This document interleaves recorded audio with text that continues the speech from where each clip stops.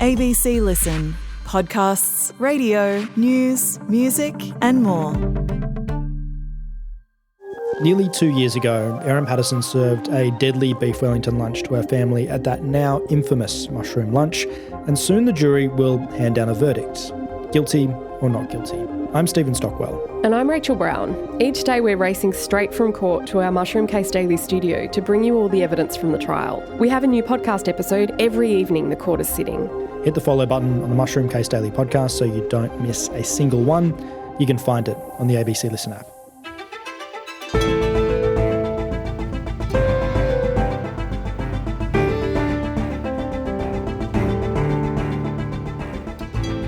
Across America, the number of protests against Donald Trump's immigration raids is increasing, a week since the LA rallies began. But it's Donald Trump's decision to deploy armed forces on US soil that's really causing a stir. Today, Ilya Somin, a law professor at George Mason University, on why it's an authoritarian move Trump has long wanted to take. I'm Sam Hawley on Gadigal land in Sydney. This is ABC News Daily.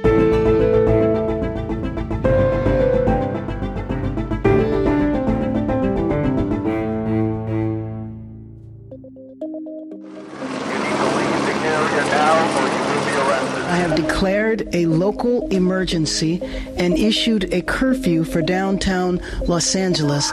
Thousands of National Guard troops and Marines deployed by President Trump are on the ground in LA in response to the protests. An overnight curfew in the city will remain in place indefinitely. As Los Angeles enters its sixth day of protests against the policy, the Immigration and Customs Enforcement, known as ICE, announced it was deploying tactical agents to Seattle, Chicago, Philadelphia, New York and Northern Virginia. Each and every one of you are not alone. The world is watching Los Angeles.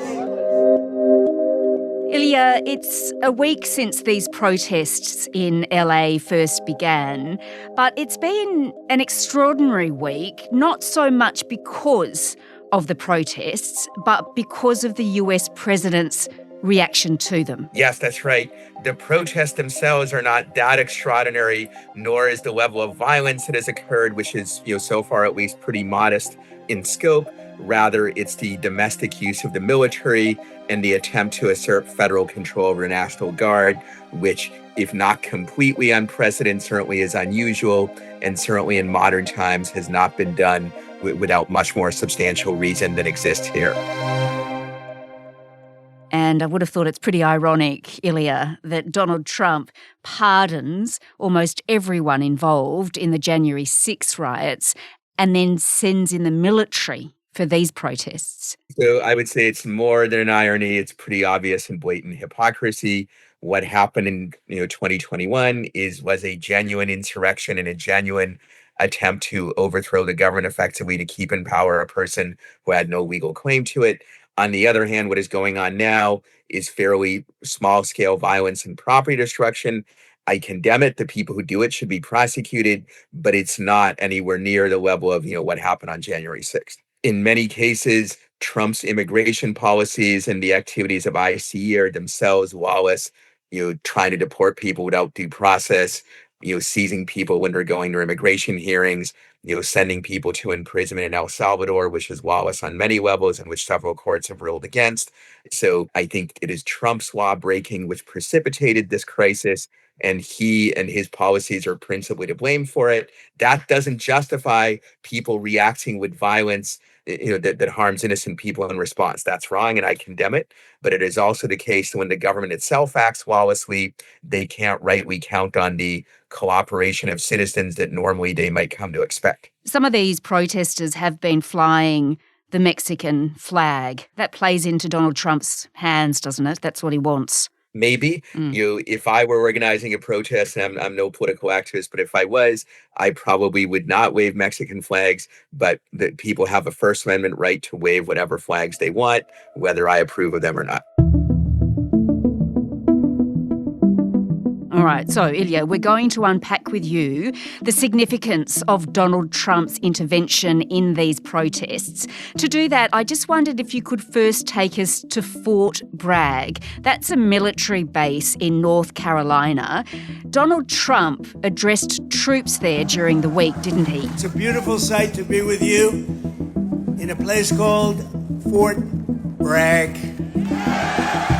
What was he actually telling them? As I understand it, he was telling them that the U.S. had been invaded and that he would use force to prevent it in Los Angeles. What you're witnessing in California is a full-blown assault on peace, on public order, and on national sovereignty carried out by rioters bearing foreign flags with the aim of continuing a foreign invasion of our country. We're not going to let that happen. And he was at least strongly implying he would use force even against peaceful protesters, and he got the troops to cheer. Time and again, our enemies have learned that if you dare to threaten the American people, American soldier will chase you down, crush you, and cast you into oblivion. That's what happens, unfortunately. In Los Angeles, the governor of California, the mayor of Los Angeles, they're incompetent. From what I have read, what they did is troops who seemed inclined not to be supportive of Trump, they had the right to just not appear at that speech. And so the people who were there were sort of self-selected to be his supporters. Right. The bottom line, though, is it's unusual and a violation of political norms, at the very least, for the president to openly advocate the use of force domestically and to use troops as a backdrop for what is obviously a blatantly partisan political speech at the very least. It may not be illegal to that, but it's certainly a violation of political norms, though in fairness, over the last decade, we've seen a lot of norms be violated, and this will be far from the first. All right. And he told these troops that he'd liberate LA. Very simply, we will liberate Los Angeles and make it free, clean, and safe again. It's happening very quickly. And he called the protesters animals and the foreign enemy. Quite extraordinary. Yes, I think that language speaks for itself, and you don't really need me to say much more, except that it's both wildly inaccurate and, to say the least, hugely inappropriate. Yeah, all right. Well, let's just talk a bit more about his decision to send in the US Marines and the National Guard to LA, even though the local authorities, the police, insist they were being brought under control. It's hardly surprising he acts in this manner, is it? I mean, he has form. In one sense, it's not surprising, as it seems like he wanted to this even in his first term during the much larger, actually, protests and riots that occurred after the death of George Floyd. And at that time, he was prevented by his Secretary of Defense and by military officials. This time around, he is sort of more cooperative loyalists, or one might say toadies, who are less willing to counter his worst impulses. So while it's not surprising that this individual wanted to do it, it is, I think, at the very least, a major breach of norms, and at least arguably a violation of law as well. But just explain for me how that relates to now and what Donald Trump is doing now. So I think in two ways. One is he clearly did want to use the military back then, and he clearly has sort of these authoritarian instincts going way back. At one point, even years before he was president, he praised the Chinese government for their crackdown in Tiananmen Square, which is a massacre that killed hundreds or even thousands of protesters. I was not endorsing it. I said that is a strong, powerful government that put it down with strength, and they kept down the riot. It was a horrible thing. It doesn't mean at all I was endorsing it. And so he has these instincts going way back, but also his frustration over what happened in 2020 may make it even more likely that he would want to do things differently now. So you seem to be suggesting that sending in the National Guard and the Marines could be somewhat sinister in a way. I think at the very least it's quite possible, given that the actual legal and policy argument for doing so is extremely weak.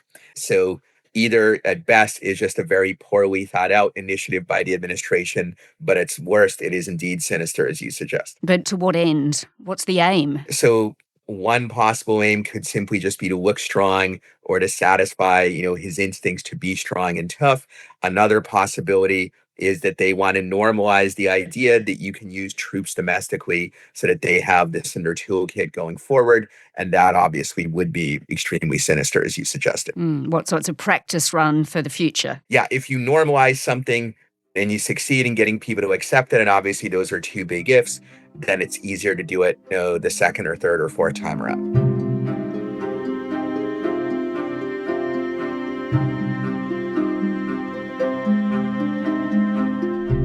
All right, well, Ilya, Trump's deployed the Marines to LA and the National Guard, but there are limits, aren't there, on what those forces can do?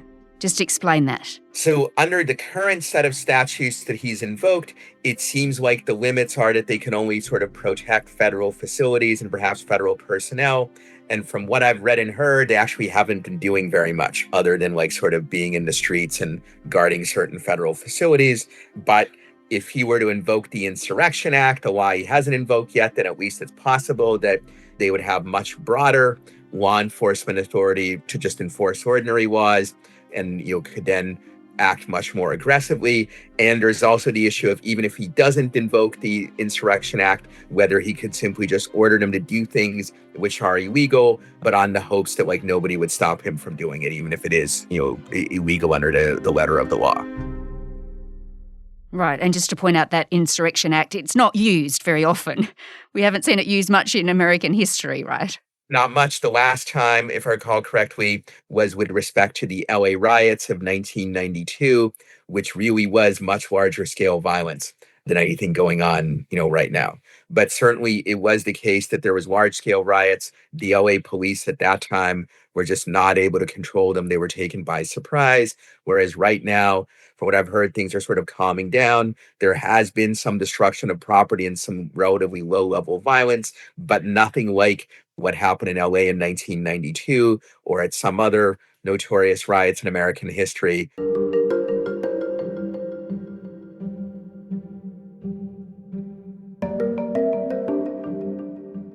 All right, well, Gavin Newsom, the governor of California, in a televised address said that Donald Trump is destroying democracy, that California may be the first, but it won't be the last. When Donald Trump sought blanket authority to commandeer the National Guard, he made that order apply to every state in this nation.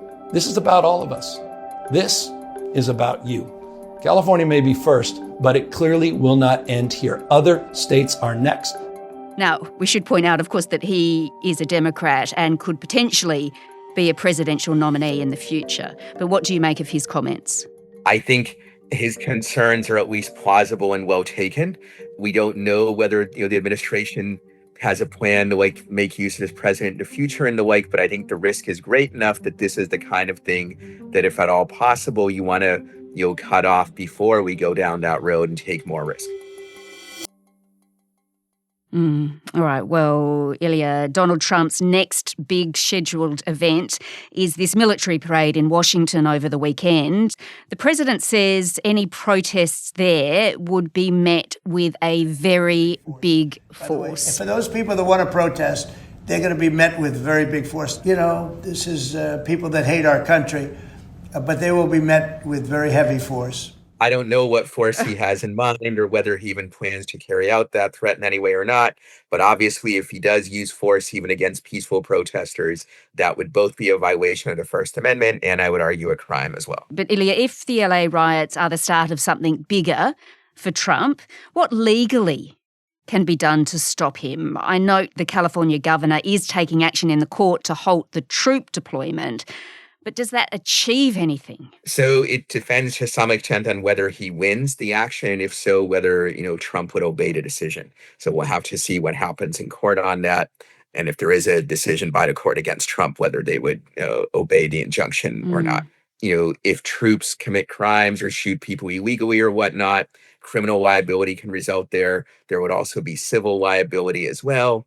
But it all depends on exactly what is done and under what circumstances. And if the Insurrection Act is invoked, then there could be litigation about that. And, there would be questions that, at least in modern times, there's little, if any, judicial precedent on. We see headlines suggesting it could be the start of a civil war. That's going a bit far, I would think, at this point, but there is a concern about that. So I think a civil war, to my mind, is still unlikely, but obviously the very fact that we're talking about that is itself not a great sign. Ilya Somin is a law professor at the George Mason University in Virginia and the B. Kenneth Simon Chair in Constitutional Studies at the Cato Institute, which is a libertarian think tank. This episode was produced by Sydney Peed. Audio production by Adair Shepherd. Our supervising producer is David Cody. I'm Sam Hawley. ABC News Daily will be back again on Monday. Thanks for listening.